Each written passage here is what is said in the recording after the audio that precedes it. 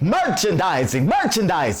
Go to teespring.com and make sure you get you a Goods T-shirt. It's where the real money's made on YouTube, not on the AdSense or all the Patreons. We need you to go and buy a shirt. That way we're no longer poor.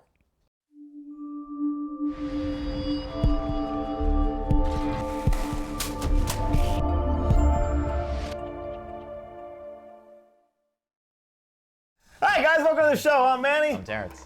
And here are the goods after 3 weeks. It's been a while. It's been a long time. It's been a while.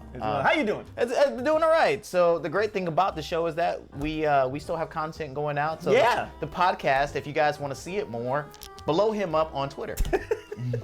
Hey, but you know what? You got some content. You got some WTFs with Art. Art actually did his job. He actually came to work. He actually showed up when you couldn't make it, He actually showed up and came to work. So, but anyway, putting in work was The Invisible Man at the box office. Yeah, which surprised me because I didn't think that would be a #1 type movie that when it came out. But then what was it? I thought Sonic would have held out for another week. I'm surprised that Sonic even held out as long as it did, because a lot of people said when it first came out is that I'm not gonna go see that garbage. It was great. I really liked it. It was a Sonic. kid's It was film. awesome. But we'll get to that in a minute. But Invisible Man, not starring John Cena, actually did 28 million for 28 million for its first week. Not too bad. Does not. Now you saw this. It does not tie into the Dark Universe At all.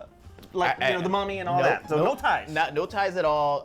I will say that I had to look a little bit into it because I thought maybe there was a script change. Like maybe this was another movie that somehow got transitioned into The Invisible Man. But no, this is based on the original story by H.G. Wells, where the movie was more about the woman dealing with the invisible person or entity or being. And they were trying to go that more route to focus it more on her, which was an interesting take on it. It did come off very paranormal-ish, so I guess maybe that's the kind of the thing that they want. I'm used to my Invisible Mans being more sci-fi, even thinking back to like the 1920s one, because it was always an experiment that made it, and this was just kind of more like they played him up to be like a ghost at first before you finally got to realize that it was technology behind it. So, Hollow Man.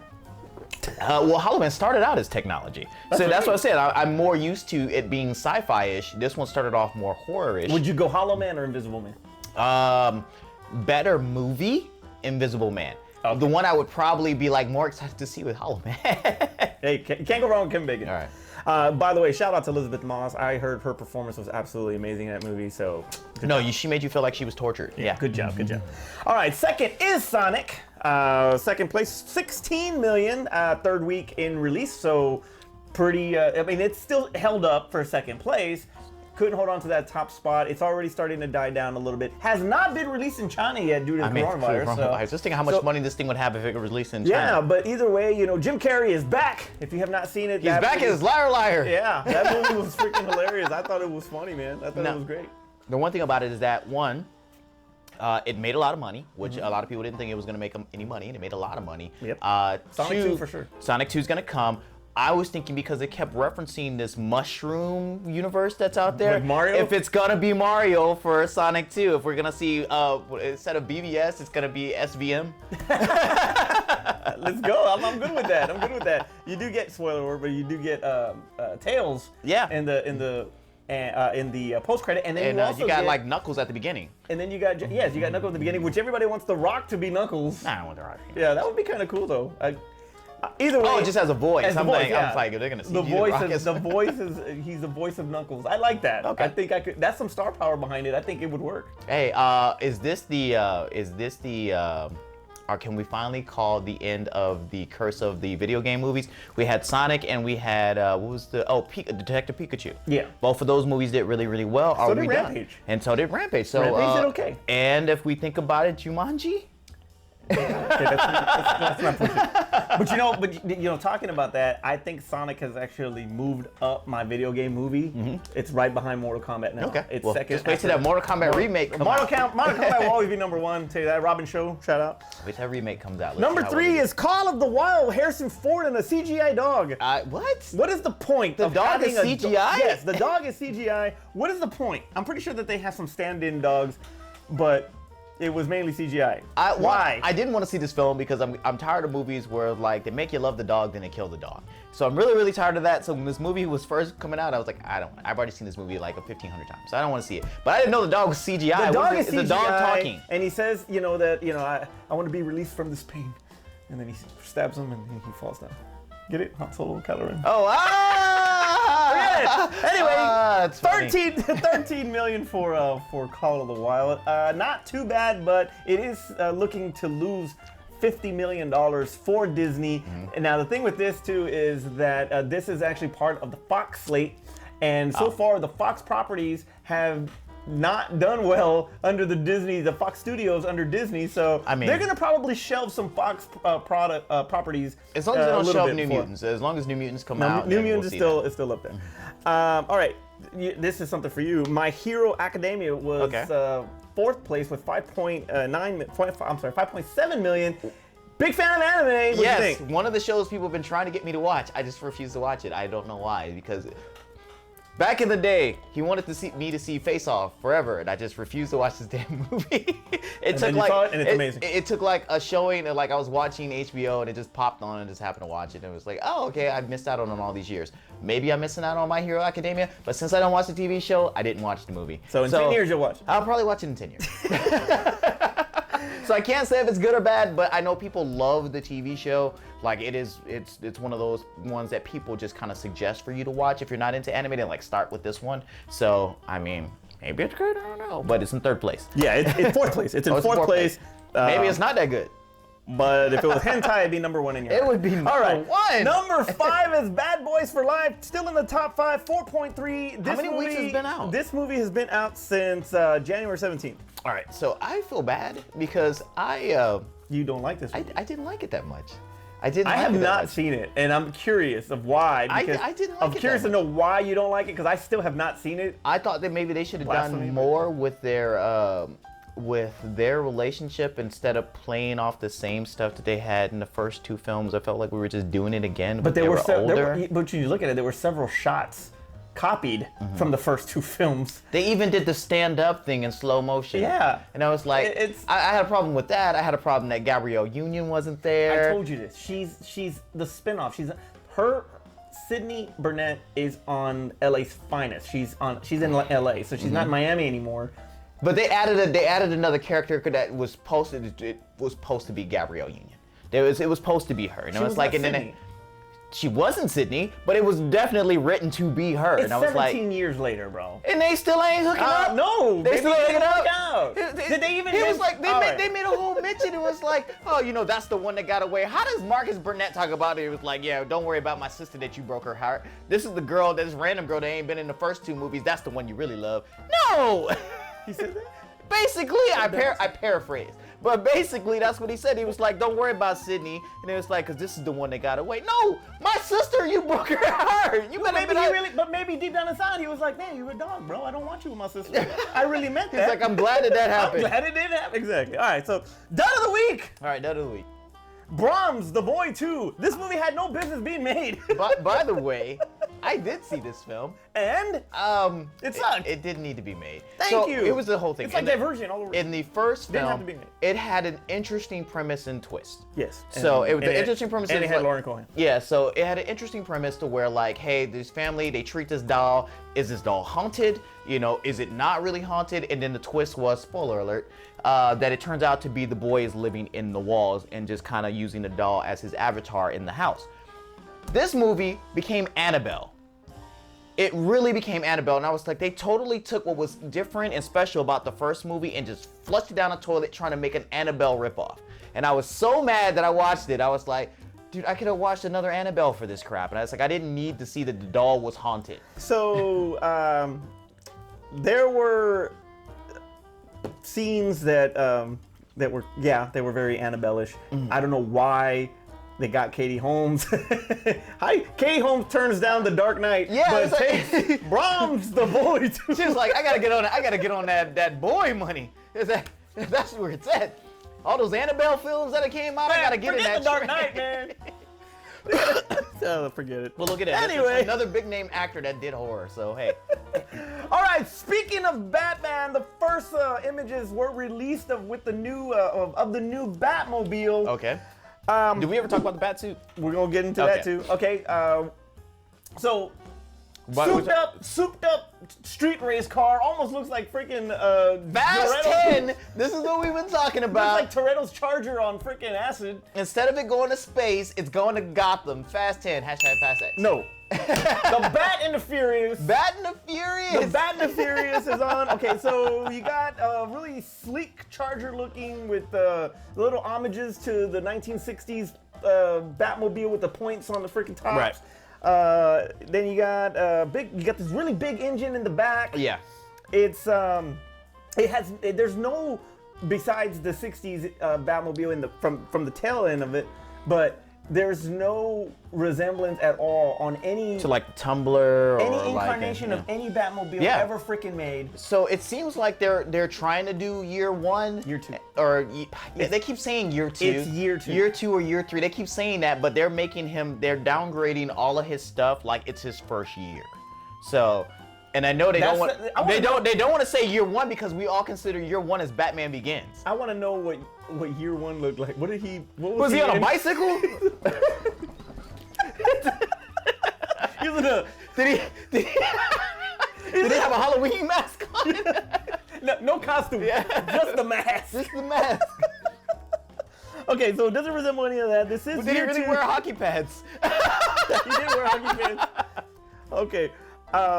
You get a better look of the suit as well. First of all, regarding the Batmobile, you got Batman, you got Pattinson and the car underneath kind of like a bridge or something, and he's in front of the car, so you get a decent look of the Bat suit itself, which not resembles, but it gives you everything that the previous images gave you, right? But with a cape this time. If we go to before I start trashing the Batsuit, if we go to the Batmobile. I'm sorry, this is the worst Batmobile. I understand what they're trying to do. You're not giving it. This is the worst Batmobile. But you're not giving it because it's year 2. And I got it. And I got this what you're trying to say. It was like he didn't come out. Maybe he doesn't have a Lucius Fox at this time that can design something, sleek and Batman-esque. But it still came out. But he was like, hey, he did this. Like he's rich. He went and bought a Charger. He went and bought a big engine. Had Pimp My Ride. Go ahead and throw it on the back. Exhibits in there. Exhibits the new Lucius Fox. Fox. Like, he's going up to Bruce Wayne. You've been pimped. All right, Mr. Wayne, you got monitors in the monitors, Monitors bro. in the monitors. Go to the back. We put fish tanks in here. Damn. But anyway, so I mean, like, I know that they're trying to do early Batman. I'm a big fan of Batman already in progress. I don't really need that much of an origin story. I was one of the people that was like, hey, year 1 would be interesting. I'm hoping that it's not gonna be all of this the whole movie, or that we do something like the Daredevil Netflix series did, where they kind of gave us unsuited Daredevil into the very end, which I'm figuring that they're probably gonna do like this. I would like to see some upgrade and transition maybe halfway through the movie. I don't want to see, dollar store Batman for a while. I don't want to see that for a whole movie. Okay, I want to see. He's rich, damn it. What do you think of the bat symbol made up from the guns? So that's still a rumor at this time. They have not yet confirmed that, but I mean, it's one of those things. It's always a reminder. It's one of those things where. But when his suits get updated, is he gonna just take them off and put them in, like consistently, like taking them off and put them in? Dang it! Hold on, let me switch. Damn, I forgot the gun. But also too, in the comics and even in previous incarnations, when we saw either the Joker or Joe Chill kill his parents in Crime Alley, he had a revolver. That is not a revolver. That is an automatic or semi-automatic that he's somehow fashioned into it.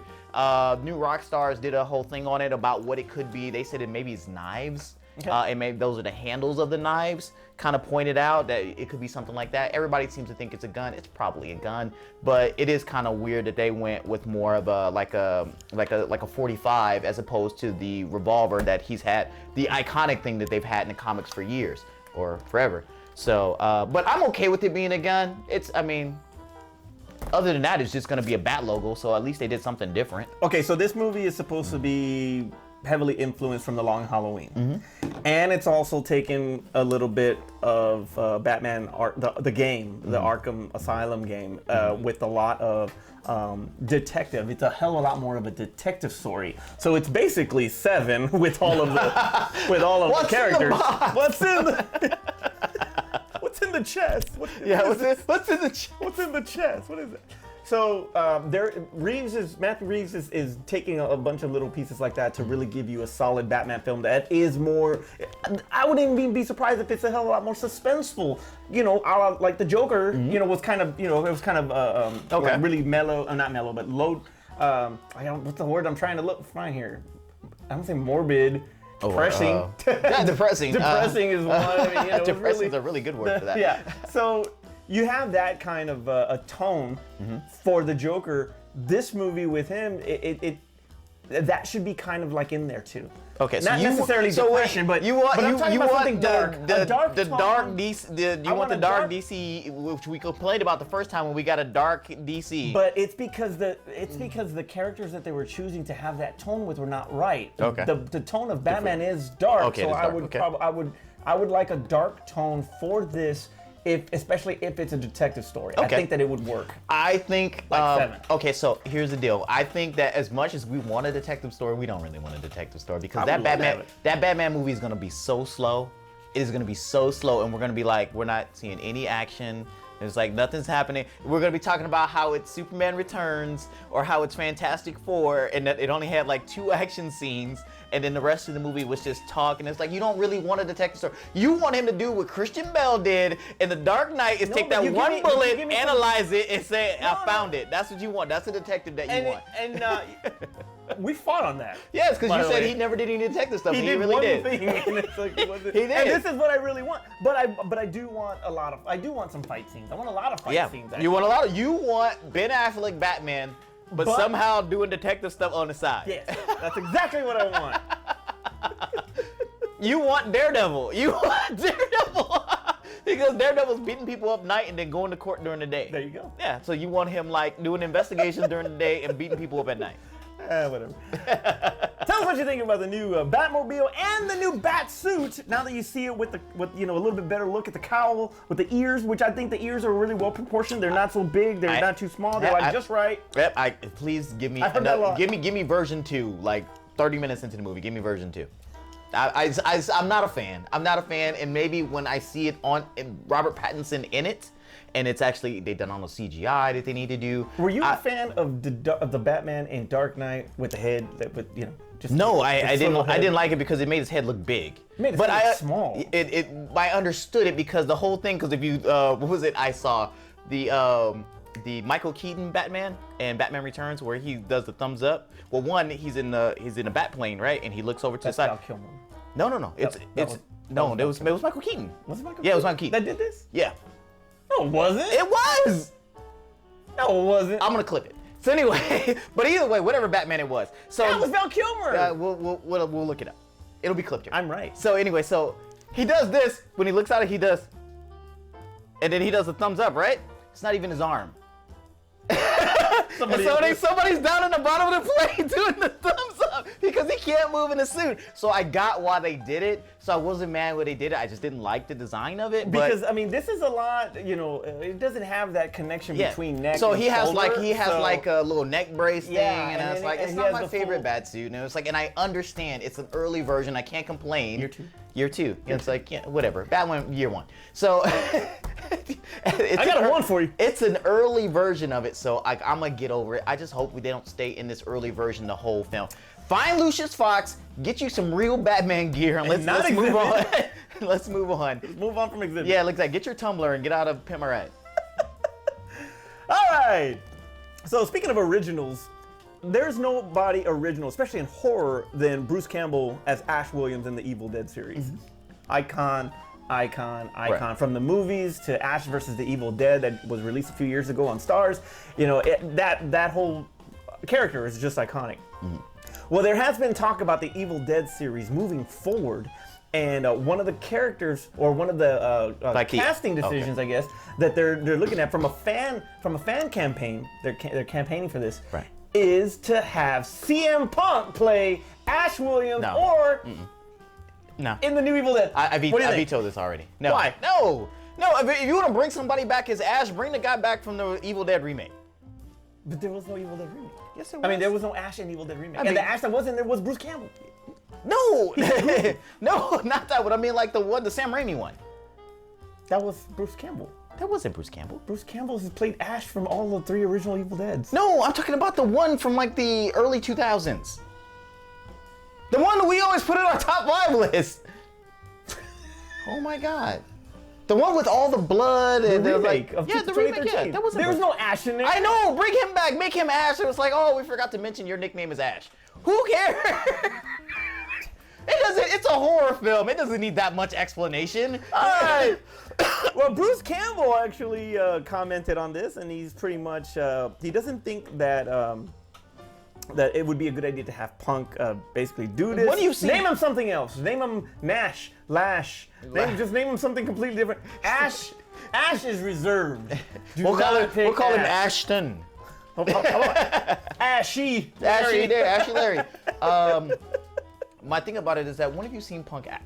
Okay, so there is a movie called Girl on the Third Floor, and he has been praised for this. I want to say that he actually won a Chainsaw Award for this. Okay. But because of his performance in that, and the I think he's appearing also in the Rabid remake, the old movie from David Cronenberg. He's actually doing this movie too, so he's already starting to put his name out there in horror. Okay, yeah, that's fine. So now Bruce has already retired the role. Yeah. So now, like I said, the fans want CM Punk because of all this to be the new Ash. I think that, like what you were talking about as far as the 2013, they brought a new protagonist for 2013 with Mia, right? Brand new, which ironically she was an amazing villain too. So she played the part of Jane Levy, just awesome. Right. But anyway, so you had a new protagonist with her.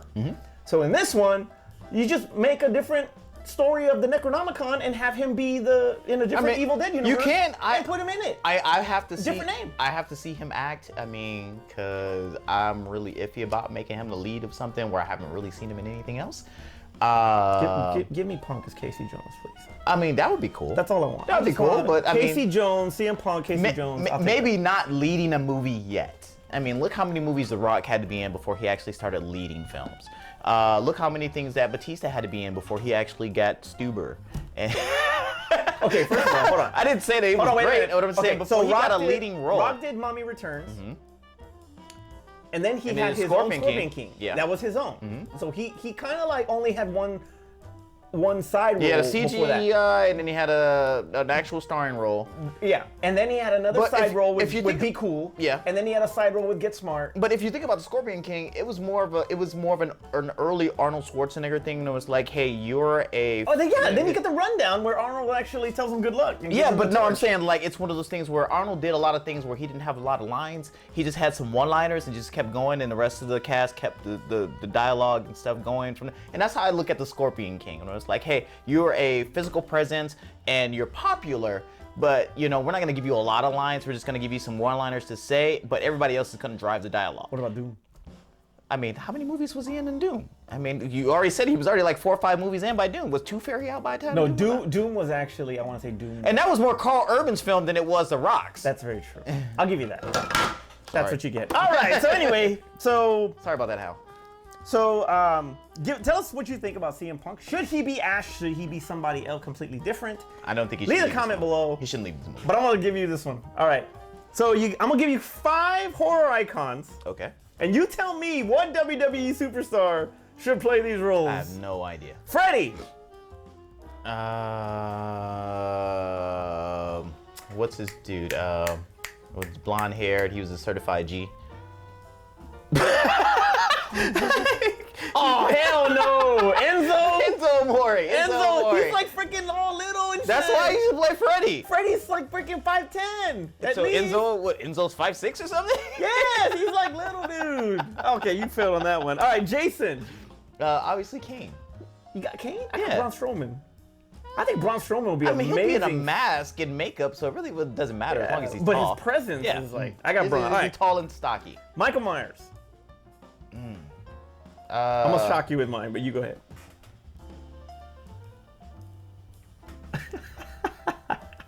I don't know, but I know I want. I got. Go ahead. No, but I was gonna go into something else. But go ahead and tell me. I got Taker. Okay. Taker as Michael Myers would be so Yeah, because he does the silly. sit-up thing, and I was like, yeah, that works. That works perfectly. So I got that Taker works on perfectly. it. It's Okay. like, I was gonna say like Leatherface. I was thinking of Bray? Yeah, Bray Wyatt. I got Bray Wyatt Yeah, as that works Leatherface well. too. That That's works freaking well. perfect. All right, Pinhead. Oh God, I have no idea. Okay, I'm gonna shock you on this one. I'm gonna go with William Regal. Really?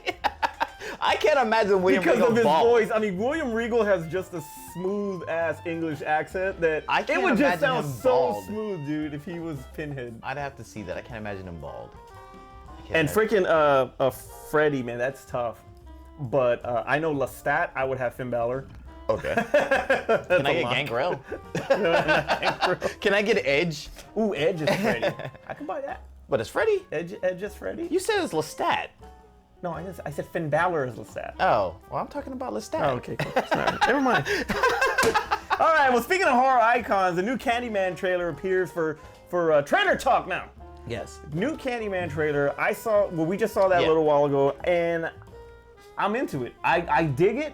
I'm into it too. I hate the fact that they did the say my name thing very slow. I think we should get past this whole slowing down versions of popular songs to try to make them spooky. Because say my name, no matter how slow you play it, all I'm thinking about is Beyonce moving around, and it was like this is not doing what you guys intended to do with this. Except Crazy in Love for 50 Shades. I will vouch for that any freaking time.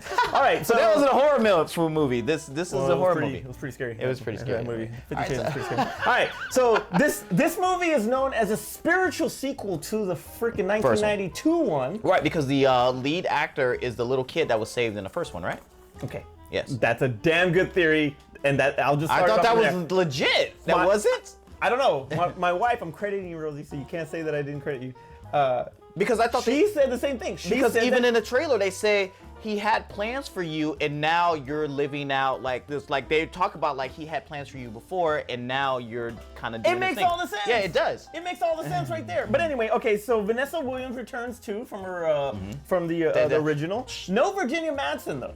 No Virginia Madsen. Do we really need to see her? No, but her. They already got another white girl in there that they but could the have char- played yeah, Virginia Madison. The character of Helen is in the movie, and it's probably going to be in a flashback. Oh, they scene. okay. I was like, It's got to be in a recast her? flashback. Okay. Yeah, they recasted her. Okay, so Yaya's connection, or Black Manta's connection, Black Manta. is gonna be the baby from the first one that Yeah. was saved. That's why he's connected to this whole Cabrini Green Right. thing, the Candyman, the mythology or whatever. Okay, I buy that. I like that a lot. No Tony Todd in the No, in not the trailer. even Yaya's doing the voice of Candyman. Yeah. So, So God, is his name really? It is really Yaya. his name is. We actually were this close to meeting him. Yeah. Remember? Yeah, we were that close. Anyway, all right. So Tony Todd is in the credits from the cast and crew on IMDb. So he is in this under a different character name, but. Maybe they show him like. But they do show Candyman in the reflection as Yeah. he's walking. They show, and it's Tony Todd. So I think that the studios and even Jordan Peele are throwing this. They're throwing that curve that Tony Todd's playing somebody else, but Okay. Tony Todd is really going to be de-aged, and he's going Do to you come think they'll back Final as Destination this? Candyman. They'll Final Destination this where they'll have Tony Todd over as like a regular person, but like an eerie regular person.